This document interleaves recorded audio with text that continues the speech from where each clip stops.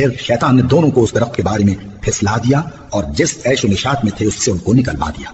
تب ہم نے حکم دیا کہ بہشت بری سے چلے جاؤ، تم ایک دوسرے کے دشمن ہو، اور تمہارے لیے زمین میں ایک وقت تک ٹھکانہ اور معاش مقرر کر دیا گیا ہے۔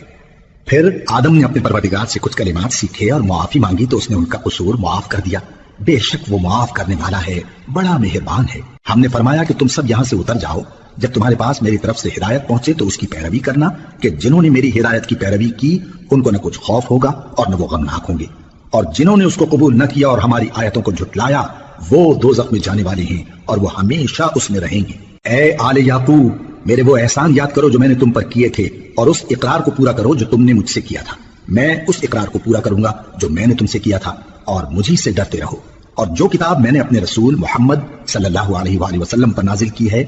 جو تمہاری کتاب یعنی تورات کو سچا کہتی ہے، اس پر ایمان لاؤ اور اس سے منکر اول نہ بنو، اور میری آیتوں میں تحریف کر کے ان کے بدلے تھوڑی سی قیمت یعنی دنیاوی منفعت نہ حاصل کرو، اور مجھی سے خوف رکھو، اور حق کو باطل کے ساتھ نہ ملاؤ، اور سچی بات کو جان بوجھ کر نہ چھپاؤ، اور نماز پڑھا کرو اور زکات دیا کرو، اور اللہ کے آگے جھکنے والوں کے ساتھ جھکا کرو۔ یہ کیا عقل کی بات ہے کہ تم لوگوں کو نیکی کرنے کو کہتے ہو اور اپنے تئیں فراموش کیے دیتے ہو، حالانکہ تم اللہ کی کتاب بھی پڑھتے ہو؟ کیا تم سمجھتے نہیں؟ اور رنج و تکلیف میں صبر اور نماز سے مدد لیا کرو،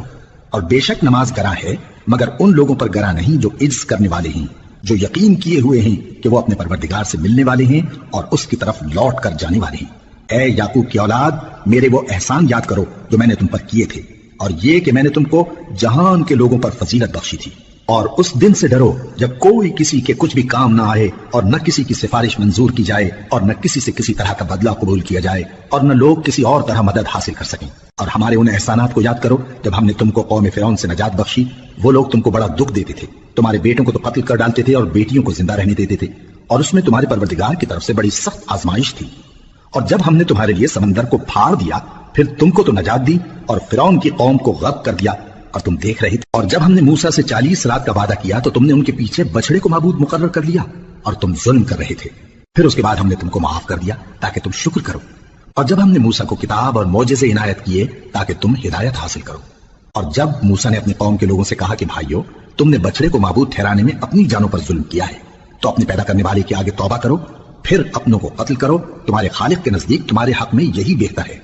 پھر اس نے تمہارا قصور معاف کر دیا، وہ بے شک بڑا معاف کرنے والا ہے، بڑا مہربان ہے۔ اور جب تم نے موسیٰ سے کہا کہ موسیٰ، جب تک ہم اللہ کو سامنے نہ دیکھ لیں گے تم پر ایمان نہیں لائیں گے، تو تم کو بجلی نے آ گھیرا اور تم دیکھ رہے تھے۔ پھر موت آ جانے کے بعد ہم نے تم کو اثر نو زندہ کر دیا تاکہ احسان مانو،